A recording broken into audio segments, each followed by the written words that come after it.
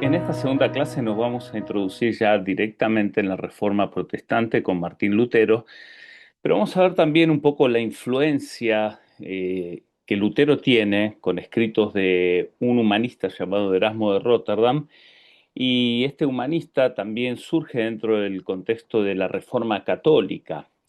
Habían muchas protestas internas en la Iglesia Católica y el catolicismo no era ajeno a los males que estaba experimentando y por eso busca reformar.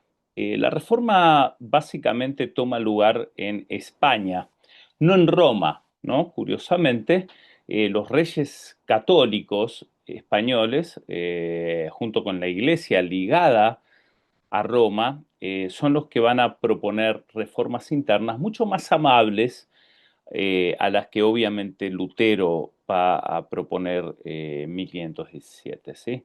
Estas reformas, sin embargo, son dignas de considerar, ya que aportan bastante al cristianismo de la época y justamente a responder a varias de las preguntas que la Iglesia venía teniendo, ¿no? Varias de las preguntas de los males que la Iglesia estaba experimentando. Y muchos se dan cuenta que la Biblia tiene que ser el centro de atención, aún los católicos, ¿sí? Entonces la Biblia va a tomar un papel mucho más relevante en esta época para católicos y para protestantes. Esta reforma en España, la reforma católica, toma lugar con Isabel y la reina Isabel y Francisco Jiménez de Cisneros, cardenal en España. Eh, ¿Y en qué se destaca? Bueno, se establecen universidades, se estudian las escrituras y se edita una de estas Biblias que para la época era todo un avance. La Biblia se llamaba Políglota Complutense. Ahora fíjense que esta Biblia sale a luz en el año 1517. Era año en el cual Martín Lutero clava las tesis en Wittenberg, en Alemania. Políglotas, muchas lenguas y complutenses de la ciudad de Alcalá. Entonces, esta Biblia fue publicada en 6 volúmenes. Los primeros 4 volúmenes contienen el Antiguo Testamento. Cada página está dividida en 3 columnas paralelas de texto en hebreo, la parte exterior, la Vulgata latina en el medio y la Septuaginta griega en el interior. Y además cada página del Pentateuco se añade el texto en arameo y su propia traducción al latín en la parte inferior de la página. El quinto volumen, que es el Nuevo Testamento, consiste en columnas paralelas en griego y la Vulgata en latín. Y el sexto volumen contiene diccionarios en hebreo, arameo y griego con ayudas de estudio. Dígame si esto no es un avance enorme y esto surge en el seno católico. Por lo tanto, va a haber un celo por la Biblia dentro del cristianismo en general. ¿No? Se dan cuenta que hay que volver a las escrituras, ¿no? Una de las frases de los reformadores va a ser en latín ad fontes, hay que volver a las fuentes. Entonces, la Iglesia Católica no vuelve también a las fuentes, busca la Biblia, ¿no? Además de la fidelidad, no quería cambiar toda la estructura de gobierno de la Iglesia, sino reformarla, entre otras cosas, a través de la palabra de Dios, a través de la doctrina, a través de la fidelidad a la fe católica, etcétera. Así que esta es la políglota complutense. Miren, acá tienen unas imágenes, ¿sí? Podrán ver allí el hebreo, el latín en el medio. Por ejemplo, en la imagen de la izquierda de su pantalla, tienen el hebreo en la parte derecha, en la columna derecha, la columna del medio es el latín, la columna izquierda es el griego, ¿sí? Incluso hay notas al pie y demás. Entonces, en la imagen, perdón, de la más clara, digamos, la de la derecha es al revés. En la imagen más clarita se ve el hebreo en la parte izquierda, el latín en el medio y el griego en la parte derecha. Así que son dos tomas distintas, pero ahí podrán ver el avance que tenía esta Biblia, ¿no? O sea que es se comenzaban a estudiar las lenguas bíblicas de manera que se puedan interpretar mejor las escrituras para ver qué es lo que enseñaba. Todo esto pónganlo en contexto de la imprenta, ¿no? Esto se podía hacer porque ya la iglesia, el clero, después de las universidades, ya contaba con esta herramienta de poder tener material impreso. Así que la autoridad de la Biblia, después en la parte reformada española, si los reformadores españoles van a traducir esta Biblia, ¿sí? Usando estos elementos incluso, al español basados en el texto especialmente de Erasmo, ¿sí? Que también es un gran texto y es la base de las traducciones reformadas, que es el texto Receptus, texto griego, ¿sí? Entonces, basado en ese texto griego, se traduce la Casiodoro de Reina y la Cipriano de Valera, se evangeliza a través de la navegación incluso, y hay un celo por una sola iglesia. Esto va a ser en el catolicismo, y cuando uno piensa en el Santo Oficio de la Inquisición, la parte positiva, obvio que también tuvo mucha cuestión negativa la Inquisición, pero la parte positiva es la cuestión de querer purificar de la herejía a la iglesia. Y acá encontramos este personaje interesante llamado Erasmo de Rotterdam, un holandés humanista, el padre del humanismo en esta época, sí, y él es hijo de bastardo, hijo de un sacerdote con una mujer, una sirvienta, ¿sí? Nace Erasmo, pero no es reconocido directamente por la iglesia, ¿no? Sino que se les da al padre, le subvenciona los estudios. Así que acá tenemos a señor Erasmo, ¿sí? Un erudito, conocedor del griego, y en esta época vamos a encontrar varios que conocían muy bien el texto griego, un intérprete de las escrituras de vuelta, y con la luz de la palabra de Dios,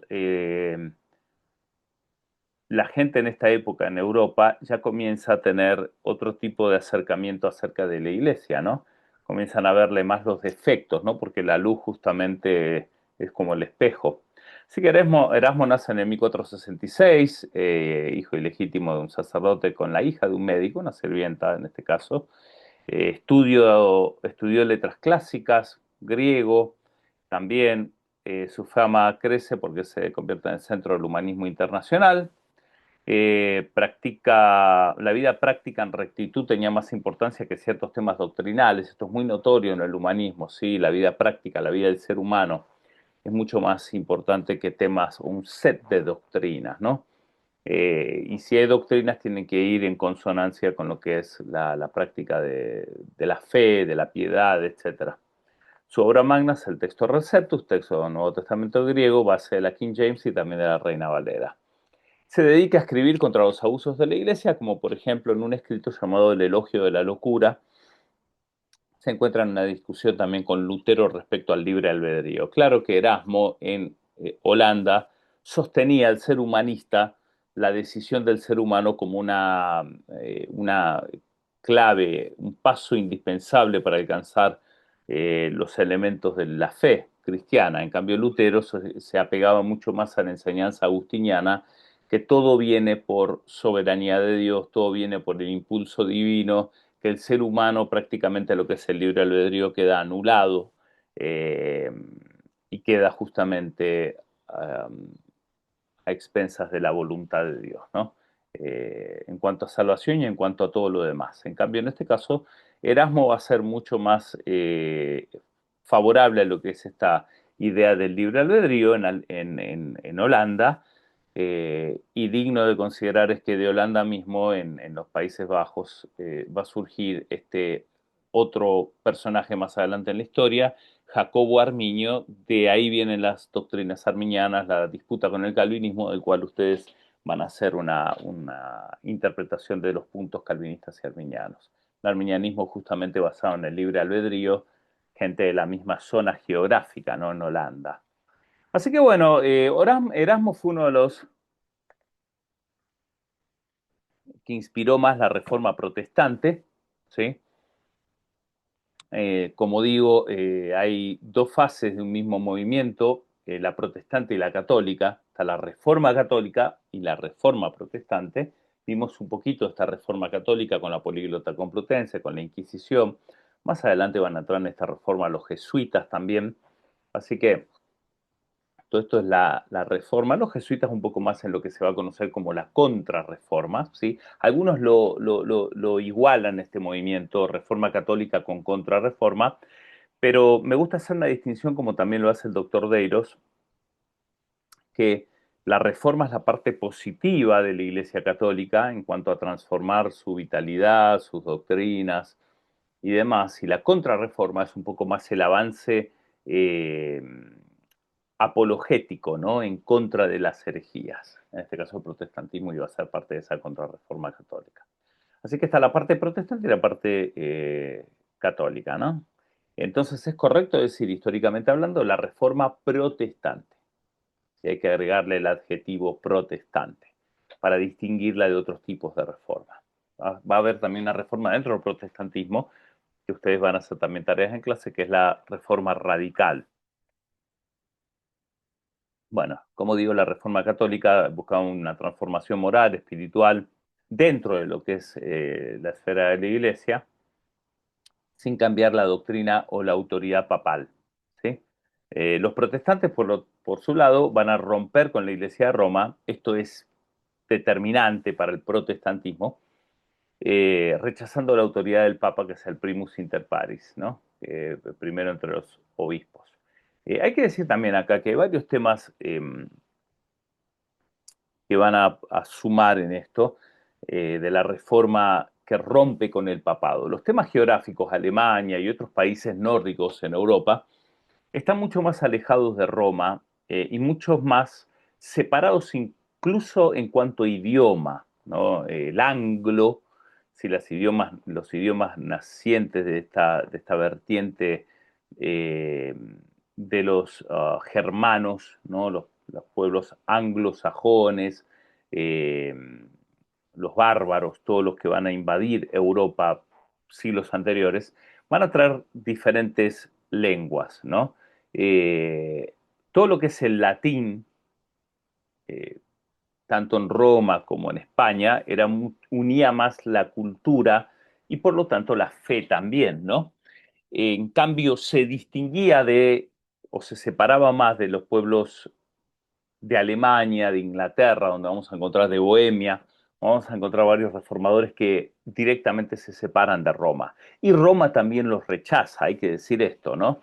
Roma se apega más al catolicismo eh, dentro de este contexto latino, ¿no? Un poco más español, francés, italiano, ¿no? El catolicismo dentro de esa esfera, los demás pueblos con diferentes culturas tenían que sujetarse a Roma, pero tenían otras necesidades como es siempre, ¿no? El tema de las culturas y demás. Así que esto también es un factor a considerar en cuanto a las generalizaciones.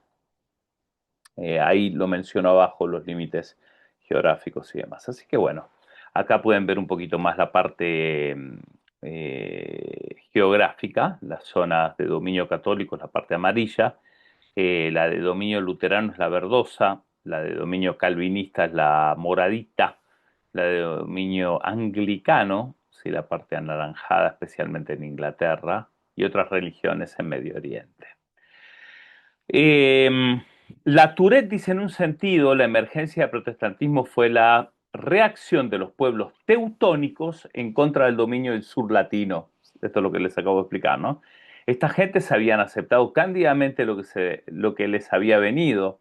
Ahora se volvían conscientes de sí y estaban inquietos ante los esfuerzos que un papado corrupto hacía para explotarlos para su provecho egoísta, ¿no? Así que la Tourette, un gran historiador, observa este punto que yo les menciono, el tema geográfico también. Bueno, acá tienen a Lutero, esta foto extraída de la película, ¿sí? Vamos a ir rapidito un poco con la parte de la reforma luterana. Asumo que todos conocen bastante de esto, pero lo vamos a repasar. Nace en 1483 en Alemania, hijo de carpintero, niñez marcada por la angustia, bastante deprimido el muchacho. Esto puede ser que también explique muchas de las reacciones que él tiene, ¿sí? Lo extremista que era, los padres lo trataban muy mal, especialmente el papá. En 1501, a los 17 años, Lutero ingresó a la Universidad de Erfurt, donde recibió el apodo del filósofo. Ahora, vuelvo un poco a lo anterior, este trato agresivo un poco del padre que marca la niñez del joven Lutero, eh, también si uno hace un estudio psicológico, ¿no?, de su vida, puede llegar a ciertas conclusiones en cuanto a la forma en que él reaccionaba, incluso en el monasterio agustino, con su mentor. Él era una persona que tenía temor de que Dios lo castigue, ¿sí? Esta idea de alinearlo con el padre castigador, ¿no?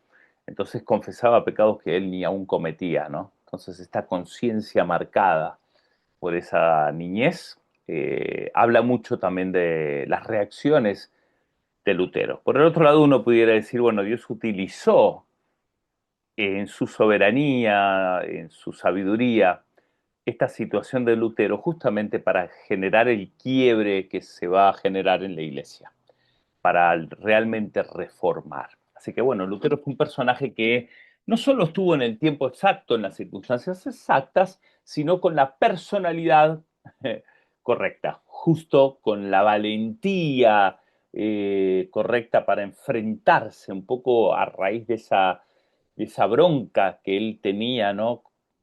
Bronca obviamente en el buen sentido de la palabra, ¿no? Una bronca que trata de controlarla con espiritualidad y todo, pero que va a estar siempre latiente en el corazón de Lutero, de oponerse en cierta manera a la imagen de un Dios castrador, violento, como lo presentaba muchas veces la Iglesia Católica para manipular al pueblo. Él no se quería dejar manipular ya por esta circunstancia. Él aprendió a encontrar a un Dios amoroso. De hecho, bueno, Lutero va a decir frases como que yo no amo a Dios, lo odio, ¿no? Justamente previo a esta conversión que él va a tener. Él estudia teología, primeramente se pone a estudiar leyes, después cambia su profesión y se pone a estudiar teología, justamente después de una tormenta eléctrica, se lo cuento un poquito para no leerles, donde él se asusta tanto que piensa que Dios lo va a juzgar y él hace una oración a Santa Ana, que es la patrona de los mineros, y dice, con la ayuda de Santa Ana, si me libras, me hago monje. Y salió vivo de la tormenta eléctrica, se hizo monje de las órdenes más estrictas, que eran la agustina, ¿sí? Acá está el mentor de Lutero, se llamaba von Staupitz. Eh, Lutero estudia teología bajo la guía de este mentor. Sí, la verdad que había que aguantárselo a Lutero porque era bastante, por lo que uno lee, vieron de esos miembros de iglesia complicado, complejos, que de por sí estaba un poco confundido, ¿no? Bueno, así estaba Lutero, bastante confundido, pero estaba en una búsqueda. Esta es la parte positiva, ¿no?, de su confusión. Él estaba en una búsqueda.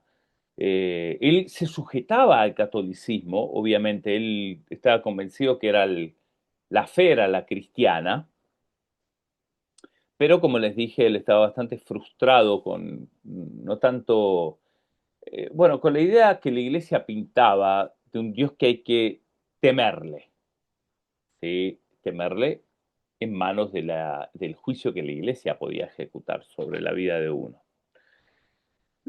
Su pastor, von Staupitz, no sabía qué hacer y lo manda a Roma para ver si con este peregrinaje a Roma se calma un poco Lutero, no se calma porque ve todo el desastre que había en Roma, las prostitutas que se les ofrecía, las indulgencias, las reliquias. Toda esta cuestión lo ve en su mayor expresión, digamos como que en Alemania, en Wittenberg, estaba bastante tapado, no, no tapado, pero estaba mucho más moderado que lo que era en Roma. Roma era la capital del problema y de la corrupción, ¿no? Por eso de Lutero van a empezar estas ideas de que es la gran ramera, Roma, toda esta cuestión que muchos de los protestantes todavía sostienen, ¿no? Un poco por esta cuestión que veía Lutero en esta época. Ya Lutero con sus estudios, tenía un doctorado en Biblia, lo manda su pastor Staupitz a dar clases de Biblia a Wittenberg y allí es donde comienzan a abrirse los ojos de Lutero, descubre en 1515 lo que va a cambiar su perspectiva radicalmente. El texto de Romanos 1:17 que dice que el justo por la fe vivirá. ¿Sí? El justo por la fe vivirá. La justicia de Dios se revela, como dice Romanos 1:17, por fe y para fe. De principio a fin, tiene que ver con la fe, no con las obras. Entonces Lutero empieza a a combinar estas palabras que él tenía mucho problema. Justicia de Dios, dikaiosune theos en griego. La justicia de Dios era el problema de Lutero. Dios era un Dios justiciero y me va a caer si Dios en su justicia me juzga, no tengo salvación. Este era Lutero. ¿Mm? Ahora él se da cuenta que la forma, por lo menos que él pensaba que se obtenía justicia, era a través de la iglesia, que era lo que le enseñaba la iglesia católica, a través de las indulgencias, a través de la obediencia ciega a la iglesia católica y a sus prelados, a sus papas y demás. Eh, y Lutero se da cuenta que más de una vez no cumplía bien estos requisitos, ¿no? Además de todo, tenía luchas internas que se las confesaba todo el tiempo a Staupitz, pero que él decía, sea por la iglesia o Dios mismo, si me agarran, me van a liquidar. Sí, no tengo salvación, porque la justicia de Dios es eso, Dios es un Dios justo. Pero cuando lee Romanos 1:17, 1:16, 17, dice, la justicia de Dios se revela por la fe y solo por la fe. De ahí va a nacer esta idea de la sola fide, solo fe. Entonces Lutero dice, ya no es por lo que yo haga, no es por si pertenezco o no a la iglesia, no es por si confieso o no confieso, aunque todas esas prácticas Lutero va a reconocer que muchas de ellas son positivas y hay que hacerlas, pero que es por un simple, la justicia se obtiene por un simple acto de fe, lo que después los protestantes vamos a decir la justicia imputada, ¿no? Jesús te imputa justicia, así como en Adán es imputado el pecado, ¿no? A toda la humanidad. En Cristo se nos imputa justicia. Todo esto lo entiende Lutero, le cambia la forma de pensar, se da cuenta que la fe es clave. La fe es todo prácticamente para Lutero, ¿no? Entonces todo esto le va a traer un alivio a la conciencia perturbada del joven filósofo, ¿no? Eh, teólogo ya en este caso. Así que lo empieza a enseñar. Todo esto iba bien, las enseñanzas de Lutero. Digamos que Roma no se metía mucho con la cuestión teológica, siempre y cuando no le toques el bolsillo, y Lutero le tocó el bolsillo.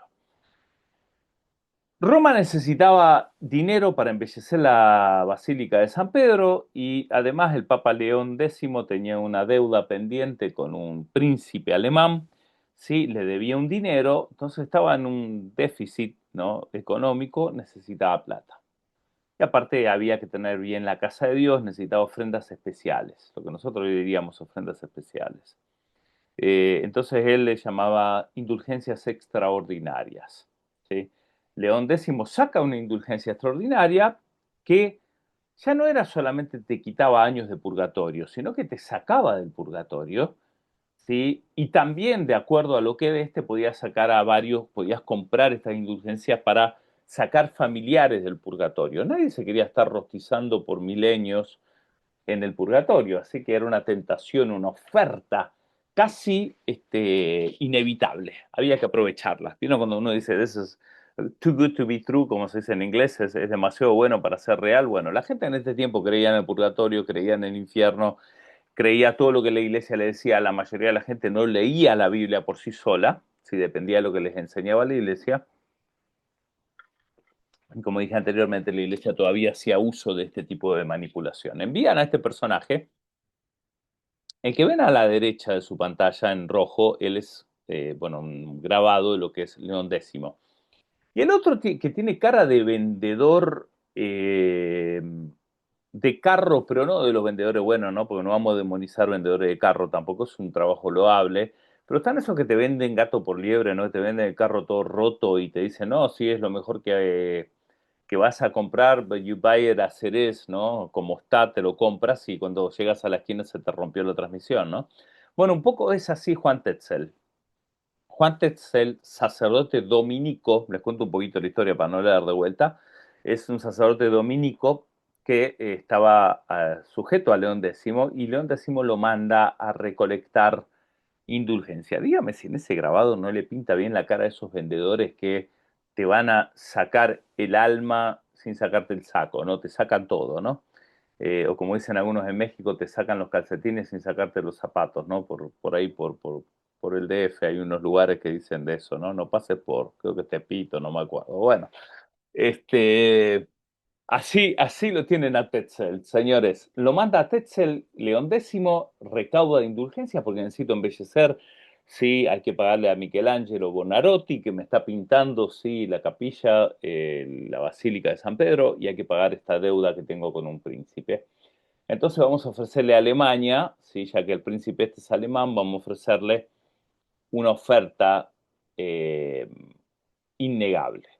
Sí, vamos a hacer una indulgencia extraordinaria y Tetzel era de estos vendedores que sabía cómo vender, entonces estaba convencido, lo que le decía el Papa era sí, Santo Padre, entonces fue a Alemania, Tetzel, y empezó a ofrecer esta indulgencia con cantitos o poesía de una manera que era atractiva a la gente, incluso se hacían como pancartas, ¿no? Dibujando gente en el purgatorio y aparecía Tetzel del fondo, ¿no? Así como cual predicador popular a decir que ni bien suena la moneda en el cofre, el alma sale del purgatorio, ¿no? Y te lo cantaba, ¿no? Ni bien sale la moneda del cofre, el alma sale del purgatorio, y cosas por el estilo, ¿no? Como que el día que pongas tu dinero ahí vas a quedar más limpio que Adán antes de la caída, y cosas por el estilo, ¿no? Ahí ven la urna de las ofrendas, de las indulgencias, y se les daba la indulgencia extraordinaria y levantaban ofrendas, pero más que cualquiera de los profetas modernos que se te paran en una plataforma y se te ponen a profetizar de que te vas a casar con, no sé, con una modelo, o te vas a comprar una mansión en Beverly Hills, bueno, y siempre y cuando des una ofrenda de $2000, ¿no? Cosas por el estilo. Entonces, bueno, ironía de lado, ¿no? Dejando la ironía de lado, este Tetzel algo así hizo en esa época y junta dinero hasta que Lutero se da cuenta de esto y lo confronta a Tetzel clavando las 95 tesis en la iglesia de Wittenberg. Hay que decir que primero Lutero se enoja tanto que habla con rabia, pero plantea proposiciones en contra de este predicador y de las indulgencias, muy como para el ambiente académico. Era muy normal poner este tipo de tesis o proposiciones en las puertas de una iglesia o de la universidad, también como para discutirla con gente que entendía, incluso las escribió en latín, eh, para que las entiendan aquellos que estaban preparados. Pero primero fueron 97 tesis, nadie le llevó el apunte, ¿vieron? No es como un post que pones y nadie lo ve. Pero después la segunda tesis la escribe mucho más acalorado, más del alma, ¿no? Y le pone mucho más salsa, menos teológica, ¿sí? Y mucho más así con esa cuestión de la inquietud que tenía Lutero. Y ahí, el 31 de octubre de 1517, clava las benditas 95 tesis, fecha que se reconoce como el inicio de la Reforma Protestante, ¿sí? El 31 de octubre de 1517. Pero tengan sabido de que antes de eso él clava por septiembre unas 97 tesis que, como digo, nadie le prestó atención. Las 95 tesis, lo cual indica que por unos 2 meses tuvo Tetzel pidiendo dinero en Wittenberg, eh, algo que le molestaba bastante a Lutero, que era sacerdote en esa ciudad que cuidaba de las vidas, y la gente se compraba la indulgencia y hacía lo que quería, vivía en vicios y demás, pero como tenía la indulgencia, eh, podía tener entrada al cielo sin problema. Así que estas tesis, las 95, se traducen a varios idiomas, al alemán, lo leen los campesinos, comienza a haber una... Se vuelve viral, vamos a ponerlo en esos términos, ¿sí? Se vuelve viral. Las primeras 97 no fueron virales, esto eran como los foros de la época, ¿no? Sino que las 95 siguientes, al traducirlas, se volvieron virales, llegó en pocas semanas al Papa León X y lo confrontan a Lutero porque se dan cuenta que se metió con el dinero de la iglesia, no tanto con la doctrina, les importaba poco, pero el dinero sí. Por lo tanto, comienzan una confrontación. Lutero se confronta con este cardenal, Johann Eck, ¿sí? También Eh, Johann Eck, de hecho, en su enfrentamiento con Lutero, le hace decir que el concilio de Constanza se había equivocado al juzgar a Juan Hus. ¿Se acuerdan Juan Hus que murió en la hoguera? Y Lutero dice que un cristiano con la Biblia de su parte tiene más autoridad que todos los papas y concilios contra ella. Con eso Eck va a demostrar que Lutero era seguidor de Hus, por lo tanto era un hereje. Esto era lo que se hacía para determinar si eras hereje. Te alineaban con un hereje anterior. En este caso a Lutero lo alinean con Hus y a Hus con Wycliffe, ¿sí? De esta manera Lutero ya se había puesto la soga en el cuello de la Iglesia de Roma y Lutero dice, voy por todo o por nada. En este caso, a diferencia del caso de Hus, Lutero contaba con Federico el Sabio, que va a ser alguien que tenía mucho más poder que los príncipes del tiempo de Hus. ¿Sí? Ya en este tiempo los príncipes electores tenían poder sobre sus sectores geográficos, ¿no? En este caso, Federico el Sabio va a proteger a Lutero. ¿Sí? También hay que decir que las guerras que estaba teniendo Europa con los turcos eran bastante ásperas, fuertes, por lo tanto no había tanto tiempo como para andar peleándose con reyes internos, es decir, tanto el Papa como el emperador no podían ponerse en contra de los reyes, así que en este caso tenía varias cartas a favor Federico el Sabio, príncipe de Alemania, ¿sí? Entonces lo va a proteger a Lutero y Lutero agarra viaje y se embarca en este cisma de la Iglesia Católica, que va a ser uno de los mayores de todos que tiene, que es el cisma protestante, ¿sí? Eh, para nosotros los protestantes la reforma protestante, pero el católico lo ve como un cisma, si no lo ven como una reforma, obviamente. 1521 lo citan a Lutero, ya 4 años pasado la reforma, como digo, del 17 al 21 pasan 4 años y no lo logran agarrar a Lutero, y Lutero estaba a la vuelta de la esquina, no es que estaba como Wycliffe en Inglaterra. Pero todo esto se lo debemos a la insistencia de los musulmanes de meterse dentro de Roma, ¿no? En cierta forma, ¿no? Cambio de emperador también y cuestiones por el estilo, ¿sí? Todo esto hace que el imperio ponga sus ojos en otras prioridades antes que ir a agarrarlo a Lutero. Por lo tanto, Lutero tuvo esta cuestión histórica que más allá del salvoconducto que le proporcionaba Federico, tuvo esa cuestión si uno lo quiere poner, eh, bueno, ese cruce histórico o esa protección divina casi soberana, de que por estos eventos históricos no lo agarran a Lutero antes porque lo hubiesen matado como lo cocinaron a Hus. La verdad que el destino de Lutero era el mismo de Juan Hus y la reforma hubiese tomado otro tipo de curso. Pero si algo se le debe a los turcos acá es ese favor que nos hicieron por lo menos para los protestantes. ¿Sí? Si hay algún católico escuchando la clase, sepan que yo doy la clase obvio desde mi lupa protestante, pero trato de ser lo más justo posible con la historia. ¿Sí? Eh, lo protege a Lutero. El ataque musulmán, turco, constante, respirándole en la nuca a Roma, hace que los romanos no estén enfocados en Lutero tan de golpe. Lo van a dejar para después. Y este dejarlo para después pasó tiempo y la reforma agarró una fuerza que ya fue imposible detenerla. En esta dieta, Lutero primero tiene un enfrentamiento eh, con el Papa León X, Carlos V, sí, que después va a llamarse Carlos I, el emperador, sí, y resulta que dicen que un jabalí salvaje había penetrado en la viña del Señor.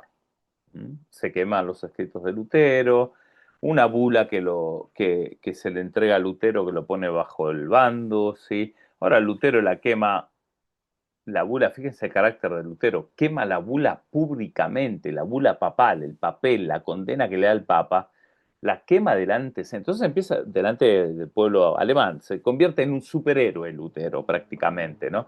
Así que Lutero era un hombre con un carácter bastante fuerte, muy diferente a lo que vamos a encontrar en Calvino, lo que vamos a encontrar aunque Calvino, tengo que retractarme, tenía un carácter también bastante fuerte, pero por lo menos a priori parecía un hombre un poco más de reflexión, menos emotivo. Lutero va a ser este personaje medio como Pablo, que tenía la sangre caliente, ¿no? Que se enfrentaba con quien se tenía que enfrentar. En cambio, Calvino va a ser más como Juan, un poco más con esa personalidad más apaciguada. Lutero no tenía nada apaciguado.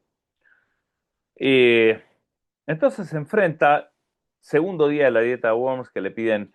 Las dietas imperiales eran las reuniones de cardenales con príncipes electores, ¿no? Los príncipes que elegían al emperador junto con los cardenales que elegían al papa, junto con papa y emperador. La idea de esta dieta era condenar a Lutero, no era dialogar con él, y así lo fue siempre. Cuando ustedes vieron la película de Hus, no hay una intención de diálogo. Esto lo va a cambiar la Iglesia Católica mucho más adelante. La Iglesia está acostumbrada católica a imponer.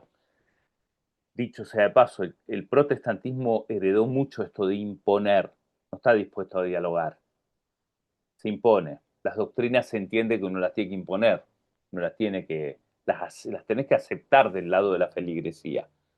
Si guste o no te guste, no hay lugar para dialogar. Oh, ¿sabes qué? No opino del todo bien de esta, no estoy de acuerdo con aquella.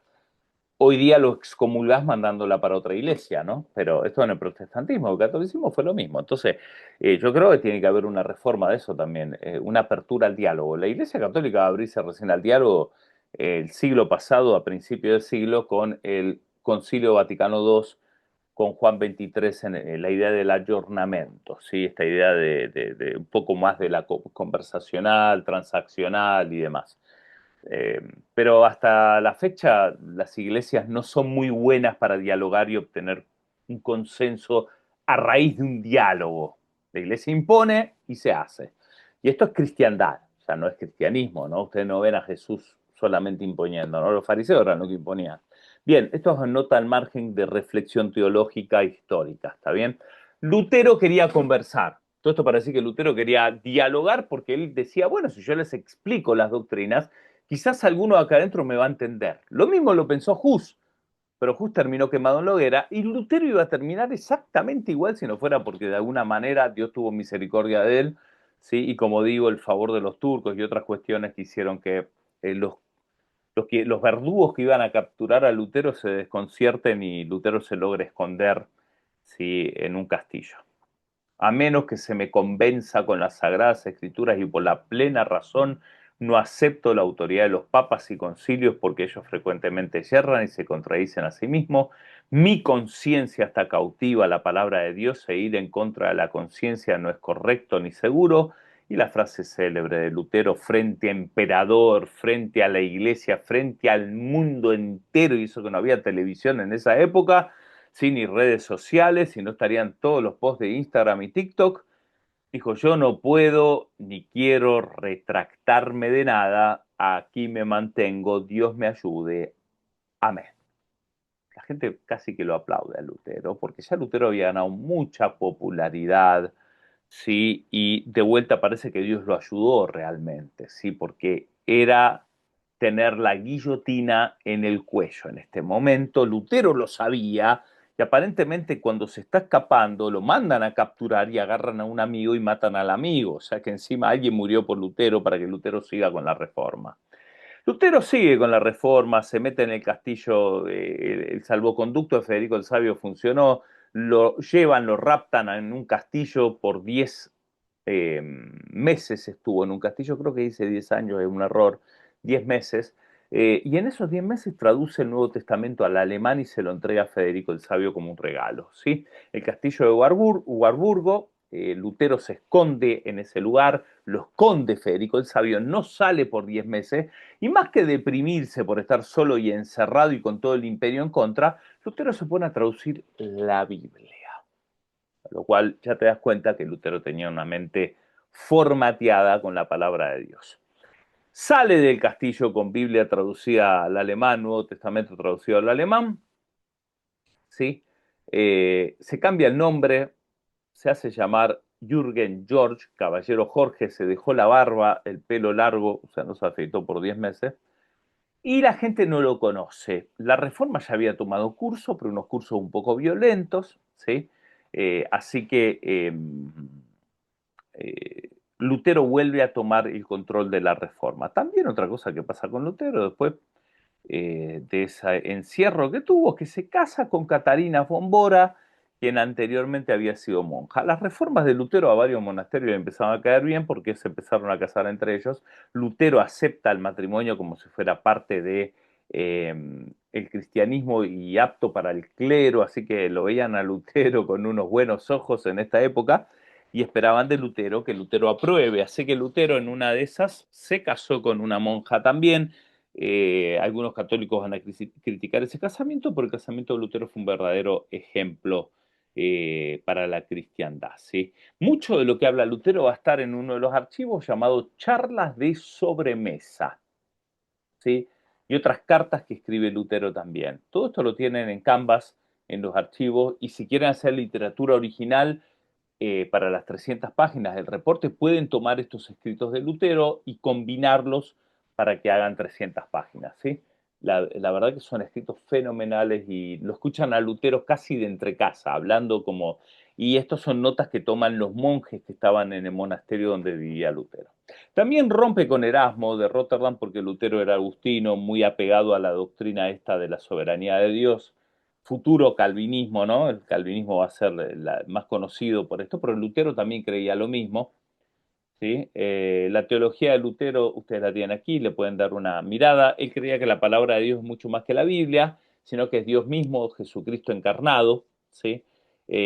No le gustaba mucho el Apocalipsis, se le hacía difícil, y también no le gustaba la carta de Santiago, obviamente porque dice la fe sin obra es muerta, ¿no? Entonces él conflictuaba con eso y la consideraba pura paja, ¿sí? Así era un poquito bravo Lutero, ¿no? Aún así, todos estos libros se mantienen en el canon neotestamentario en Biblias reformadas. Desarrolla el sacerdocio universal de todos los creyentes, es decir, todos los creyentes tienen acceso directo a Dios, no tienen que pasar por un sacerdote y pueden servir a Dios en el lugar donde se encuentren, no tienen que estar solamente sirviendo a Dios dentro de la iglesia. Y los sacramentos solo se queda con dos, el bautismo y la Eucaristía, ¿sí? La penitencia también la va a aceptar, rechaza la transubstanciación y él habla de la consubstanciación. Les sugiero, y ahí van a tener tarea para leer las 95 tesis, más que nada se oponen a las indulgencias, ¿sí? En estas tesis de una manera bastante fuerte, ¿sí? Así que acá hay algunos puntos importantes en las tesis, léanlo.